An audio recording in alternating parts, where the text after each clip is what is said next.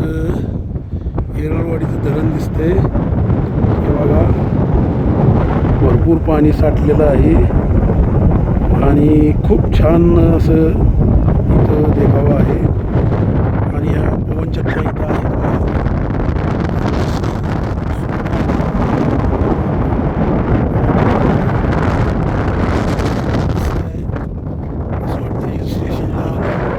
पण हे आहे आमच्या खटाव तालुक्यातल्या एका छोट्याशा गावातलं नयनरम्य दृश्य.